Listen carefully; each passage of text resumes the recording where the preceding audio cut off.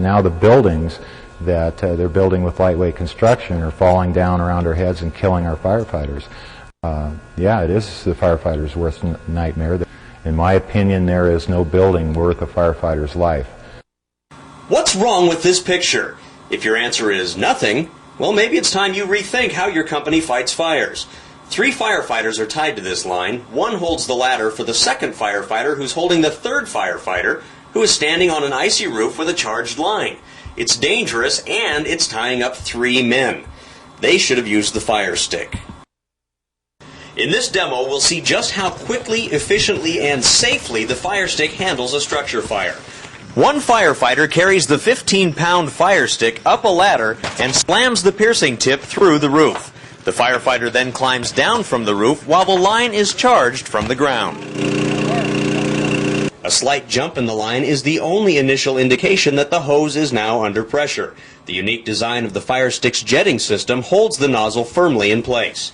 Now, less than 20 seconds later, the fire is out, and the temperature inside the structure drops from more than 1,000 degrees to an amazing 82 degrees. The Fyrestick can also be used on vehicle fires. Whether it's driven through the hood, radiator, or cab of a vehicle, the Fyrestick cuts to the heart of the fire without the need for cumbersome pry bars.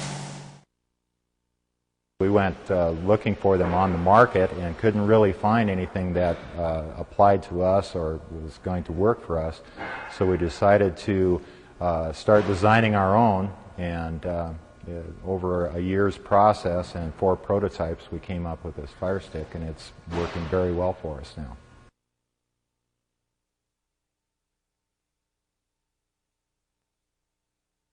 We have a lot of fires caused by lightning strikes every year, and when that happens, usually on the older homes that we have in buildings they have a lot of cellulose insulation inside of them, and will start smoldering, and eventually when it smolders out to a place where it gets to the wooden roof truss, then it starts the fire.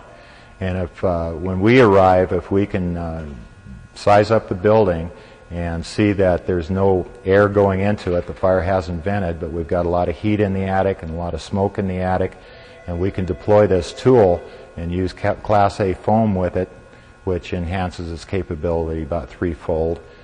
We have very good luck with it, putting out the cellulose insulation that we used to have to cut a big hole in the roof and shovel all of that stuff out to get it stopped. Now we don't have to. So it's working very well that way.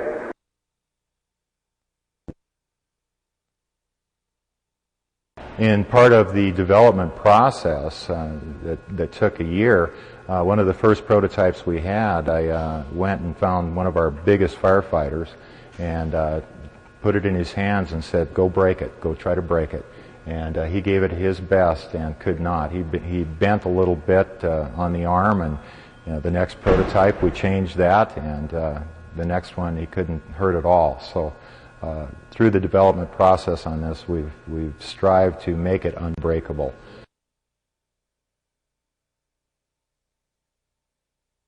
This is a tool that 1 or 2 men can deploy safely from the outside of the building, get the fire mist going inside, the water mist, and be very effective without putting yourself in danger, and actually control the BTU production until the rest of the crews arrive and you get your RIT team set up, and it'll work very well for them.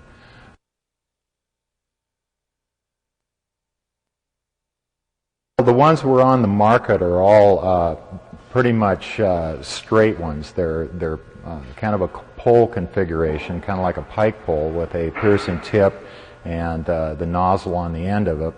And we found that when we tried to apply them to pierce a roof on a very steep roof off of a ladder, it became very dangerous because of the length of these things and just the inability to be able to apply enough force to get them through the roof.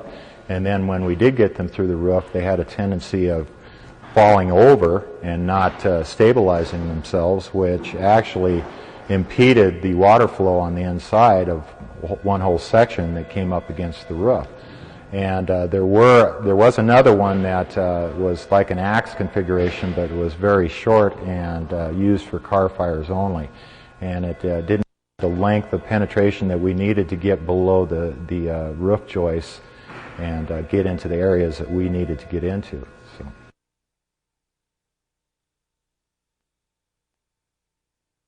The Fyrestick, the piercing nozzle, is one of those tools that will give them the ability to be safer and more effective, put the fire out, and hopefully limit water damage, because the Fyrestick uses steam production to put out fires, and you don't have to put a lot of GPM into these areas that are confined. Control the air, put the Fyrestick in, run it for about 15 to 30 seconds, and you're done.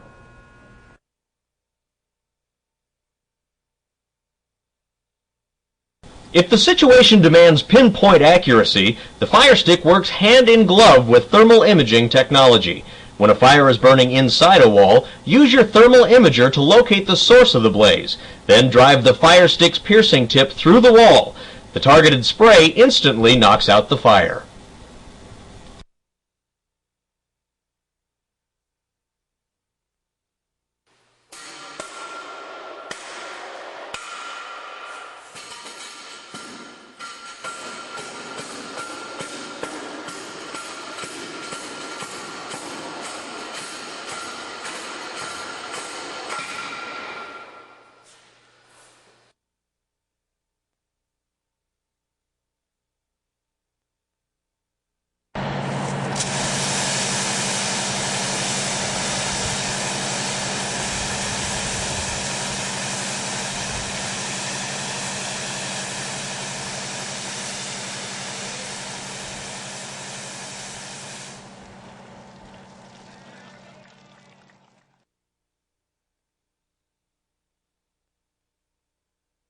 We didn't really have a means to deal with the fire, so we just waited, and the fire department showed up, and they were going to try to get the hood open just to douse it, but they had a problem with the latch and couldn't get the latch to open.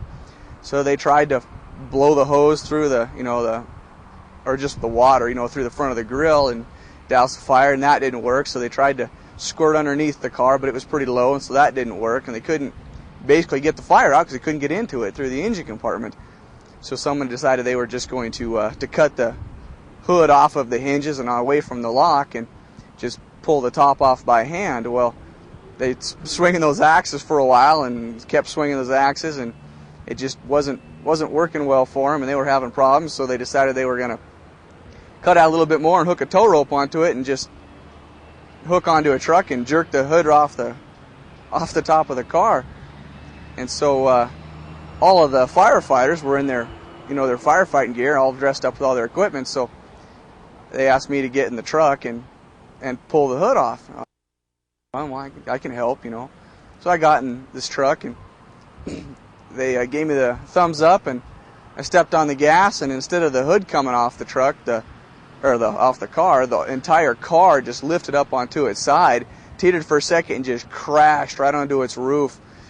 And I was pretty stunned because I knew that wasn't what they expected to happen, and they all kind of looked at me like, "What did you do?" And I was like, looking at them like, "What do you mean? What did you do?"